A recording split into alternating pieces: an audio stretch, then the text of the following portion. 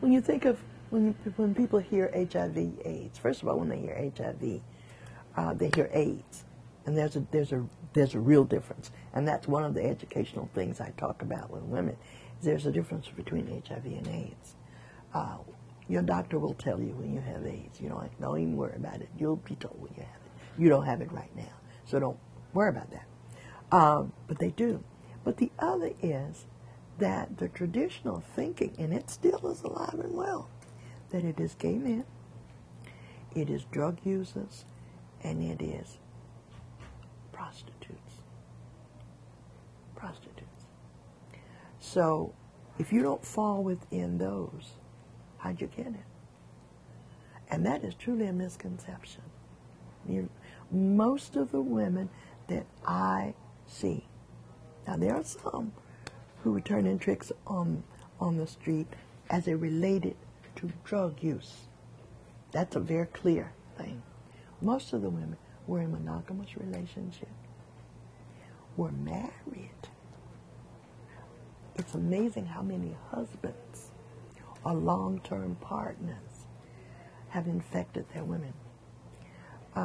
We see an increase in the number of women when they are involved in a partner who's just come out of prison.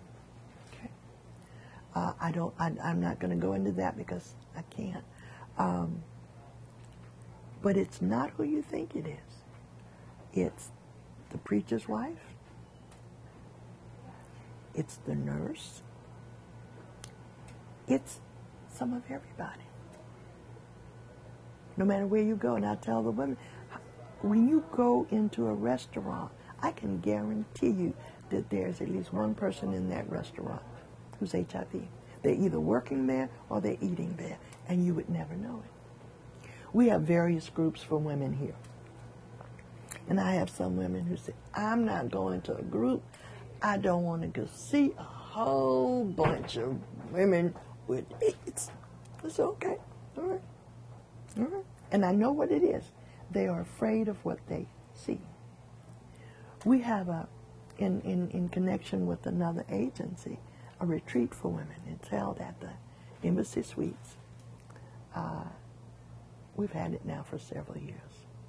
And if I can get her to go, at least I said, why don't you go for an hour? If you don't want to stay all night, you don't have to, okay? But take your bag just in case. I don't want to go. All those women will be there, and they'll be looking at me, and they'll be. I said, why don't you just go for an hour? And I'm there, and I will be there. And they get there, and they begin to look around at these women who look like them, who talk like them, who talk about things other than HIV. We have a life. And by the end of the weekend, they go, why didn't you make me go before then? These are women, these are just plain old women.